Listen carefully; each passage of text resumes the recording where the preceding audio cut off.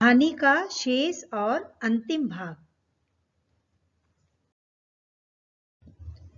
जिंदगी जब महल सरी के एक घर के सामने से गुजरी तो पवन ने धीमे से कहा, यही है उसका घर। द्वार पर खड़े दरबान ने जिंदगी की राह रोक ली। दासी के हाथ भीतर संदेशा भेजा गया। जिंदगी बाहर प्रतीक्षा में खड़ी रही और जब उसे भीतर से इशारा हुआ तो वह उस दासी के पीछे पीछे कांच के कई द्वारों को लांघती, रेशम के कई पर्दे हटाती खास कमरे में पहुंची।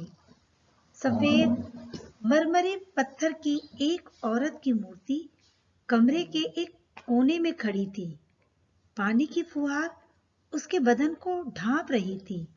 सफेद मरमरी पत्थर सी एक औरत की मूर्ति एक कोमल सी कुर्सी पर पड़ी थी। रेशम के तार उसके बदन को ढांपने का यत्न सा कर रहे थे। औरत की खड़ी मूर्ति में से तो कोई आवाज ना आई, पर औरत की बैठी हुई मूर्ति में से एक आवाज आई, तुम कौन हो?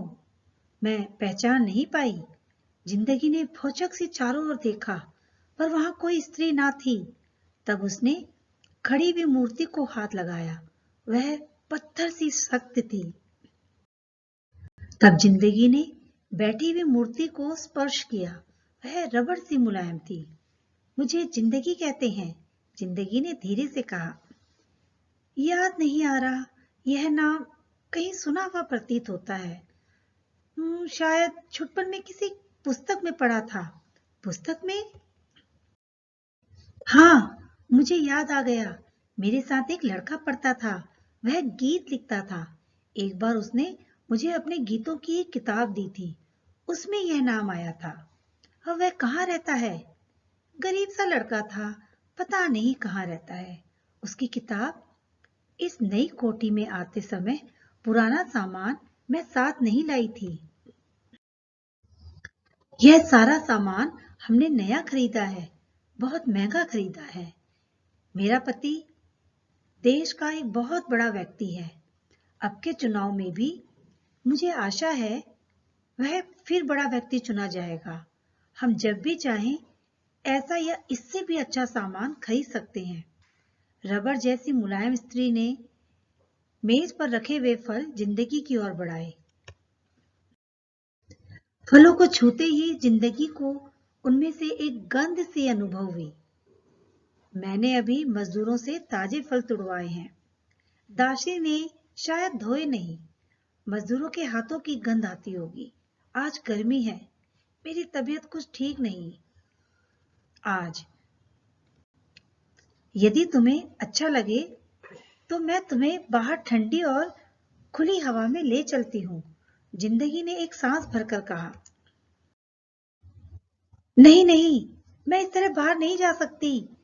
अपनी श्रेणी से बाहर के लोगों में उठने बैठने से हमारा आदर नहीं रहता। असल में जब मेरा ऑपरेशन हुआ था कुछ कसर रह गई थी। कभी कभी मुझे दर्द होता है।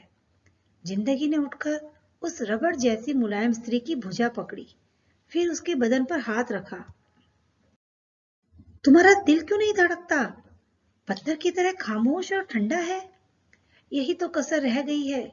मेरा पति कहता है अब हम किसी बाहर के देश जाएंगे, शायद अमेरिका। वहां के डॉक्टर बड़े कुशल हैं। मेरा ऑपरेशन शायद फिर होगा। किस बात का ऑपरेशन है?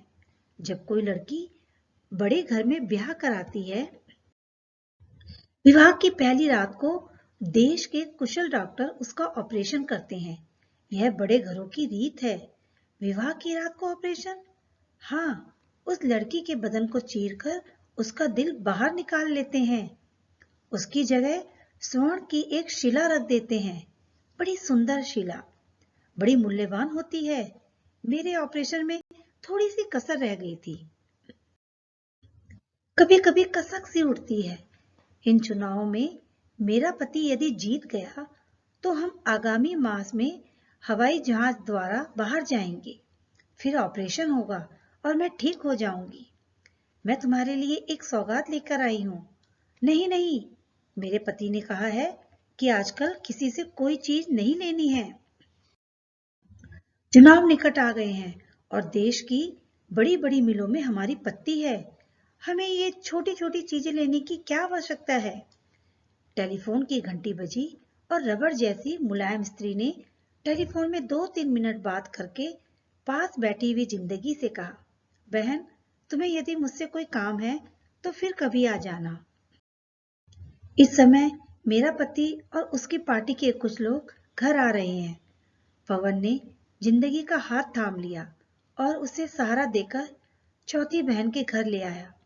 बड़ा साधारण सा घर था, पर घर के द्वार के सामने एक चमकती हुई गाड़ी का मुंह आंखों को चौंधिया रहा था। संध्या होने वाली थी। जिंदगी ने घर की सीमा लांघकर भीतर की ओर झांक कर देखा। 22-23 वर्ष की जवान स्त्री एक बालक को थपकी देकर सुला रही थी। कमरे का सारा सामान मुश्किल से गुजारे लायक था, तो भी युवती के वस्त्र झिलमिल झिलमिल कर रहे थे। जिंदगी ने धीरे से द्वार खटखटाया। कौन? धीरे से युवती दहलीज के पास आई। बच्चा जग जाएगा। तब युवती ने चौंक कर कहा, तुम। उसके बोल लड़खड़ा गए। मुझे जिंदगी कहते हैं, मुझे मालूम है। तुम्हें मालूम है?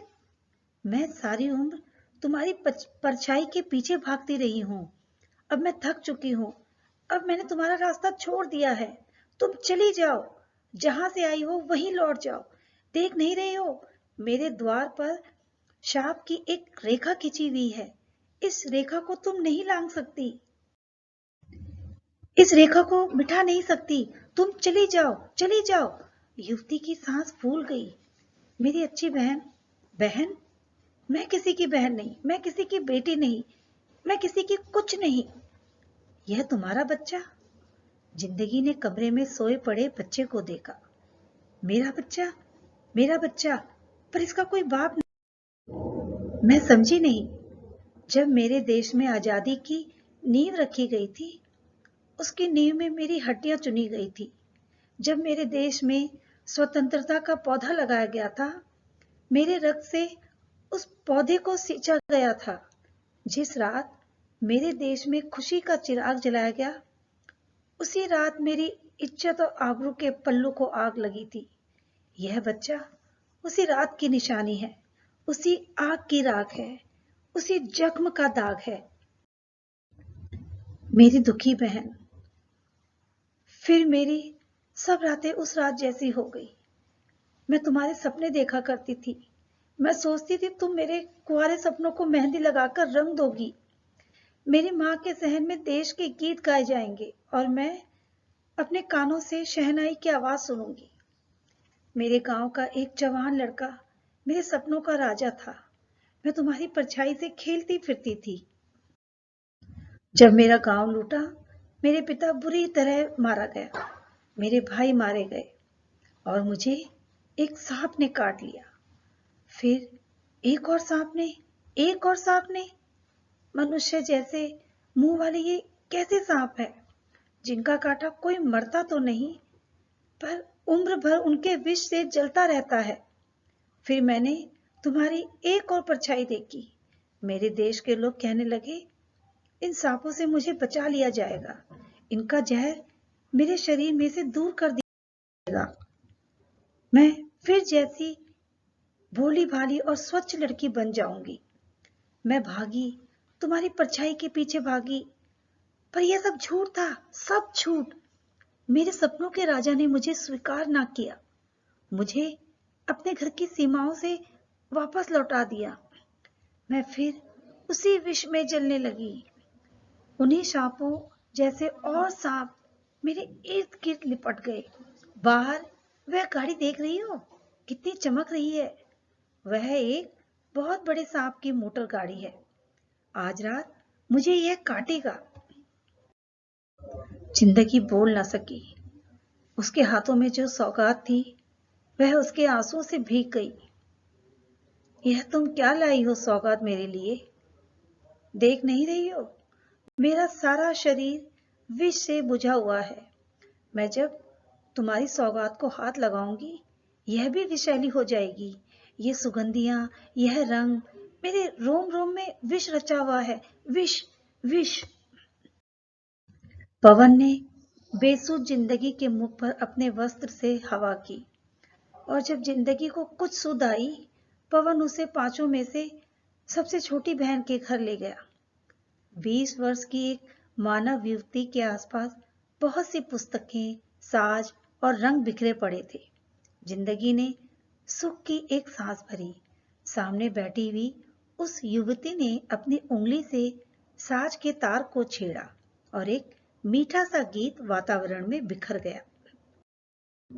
युवती गाती रही। उसकी आंखों में सितारों जैसे आंसू चमक रहे थे।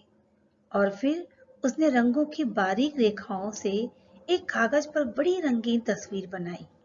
जिंदगी का दिल चाहा कि उस युवती के कलाकार हाथों को चूम ले। जिंदगी ने एक गहरी सांस भरी और हाथ में रंग और सुगंध की पिटारी लिए आगे बढ़ी। युवती की आंखों में एक अचंभा सा भर गया। मुझे मालूम है, युवती बोली, पर उसके स्वागत के लिए उठकर आगे न बढ़ी। अचानक जिंदगी के पांव अटक गए। लोहे के बारीक तार कमरे के दरवाजे के सामने ऊंचे उठ रहे थे। मैं इस समय तुम्हारा स्वागत नहीं कर सकती। युवती ने सिर झुका दिया। क्यों? जिंदगी हैरान थी। यदि तुम रात को आओ, जिस समय मैं सो जाऊं मेरे सपनों में, या फिर जाग रही हूं मेरी कल्पना में, मैं तुम्हारे साथ बहुत सी बातें करूंगी, बहुत कुछ सुनाऊंगी। वैसे मैं नित तुम्हारी परछाई पकड़ती हूँ। यह देखो, इन रंगों से मैंने तुम्हारा आंचल बनाया है। इन तारों के स्पर्श से मैंने तुम्हारे गीत गाए हैं।